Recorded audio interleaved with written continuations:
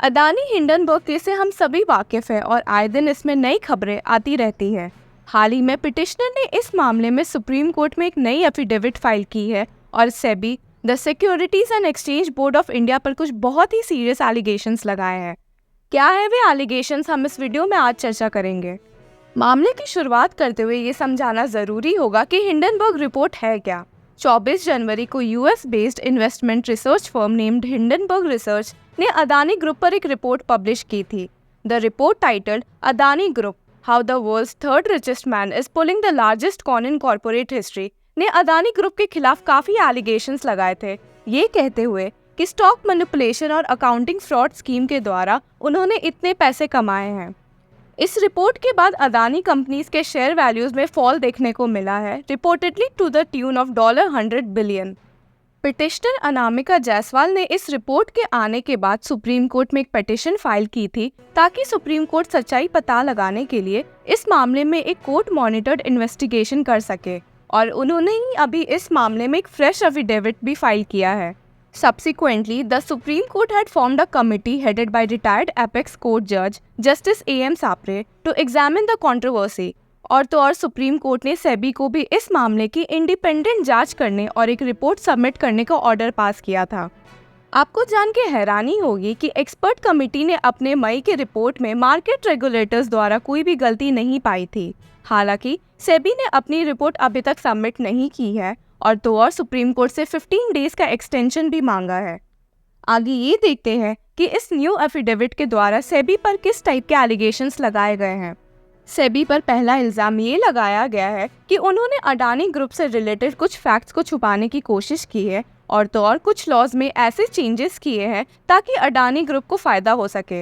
Affidavit में ये भी बताया गया है कि 2014 में directorate of revenue intelligence Adani group से रिलेटेड एक केस की जांच कर रहा था। इस केस की जांच करते वक्त डीआरआई ने उस समय के सेबी चेयरपर्सन को एक लेटर लिखा था, ये कहते हुए कि अडानी ग्रुप स्टॉक मार्केट को मैनिपुलेट करके पैसे साइफन ऑफ कर रही है। The letter was also accompanied by a CD containing evidence of siphoning of rupees 2,323 crores and notes on the case being investigated by DRI। SEBI पर इस इंफॉर्मेशन को conceal और सप्रेस करने का इल्जाम है। The affidavit stated, "It is shocking that the SEBI has suppressed and concealed this important information from this honorable court and never conducted any investigation based on the DRI alert. Rather, they have categorically stated before the expert committee that the investigation into possible contraventions of rules and regulations by the Adani group of companies started on 23/10/2020।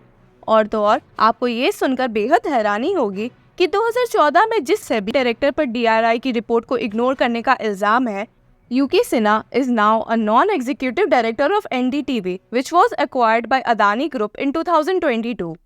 इसी मामले पर सेबी पर एक apparent conflict of interest का भी allegation लगाया गया है। The affidavit highlighted that Cyril Shroff, the founder and managing partner of law firm Cyril Amarchand Mangaldas, is part of the SEBI's committee on corporate governance, और उनकी बेटी की शादी और किसी से नहीं बल्कि गौतम अदानी के बेटे करण अदानी से हुई है। यहाँ तक कि सेबी पर यह भी इल्जाम है कि उन्होंने अदानी ग्रुप के इलीगल एक्टिविटीज को नजरअंदाज तो किया ही, और ऊपर से उनके लिए लॉज में ऐसे चेंजेस किए जो उनके लिए फेवरेबल थे। The affidavit stated, given the series of amendments to the LODR listing obligations and disclosure requirements regulation 2015, it has become difficult to establish the contraventions. These companies would be in clear violation of Rule 19A of SCRR, Securities Contracts Regulation Rules 1957, if the 13 suspected overseas entities were are front companies for the Adani Group promoters। और तो और affidavit ने इस बात पर भी focus किया है कि सेबी ने अपने स्टेटस रिपोर्ट के अलावा अभी तक कोई भी इन्वेस्टिगेशन फाइंडिंग को डिस्क्लोज नहीं किया है। SEBI submitted its status report which states that out of 24 investigations arising out of the Hindenburg report against Adani Group, 22 were final in nature and 2 were interim in nature। इसलिए petitioner ने ये भी मांग की है कि अडानी ग्रुप के खिलाफ रेगुलेटर्स के 24 प्रोब रिपोर्ट्स को पब्लिक किया जाना चाहिए। अब आगे ये देखना है कि सुप्रीम कोर्ट इस मामले में अपना कौन सा फैसला सुनाएगी। बात सिर्फ इंडिया की नहीं रह गई है और ये मामला पूरे फाइनेंस वर्ल्ड को भी अफेक्ट कर रहा है।